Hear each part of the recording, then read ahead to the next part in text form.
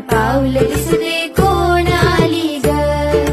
पिवळी साडी पिवळी चोळी अंगी लेऊनी, वैभवाचे साज सारे गळा घालूनी, कोल्हापूरची महालक्ष्मी दारी आली ग.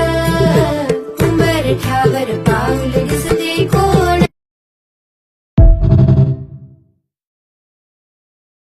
परंतु ना बोलवे काही, साही विवाद करिता पडलो प्रवाही, ते तू भक्ता लागी पावसिलवलाही.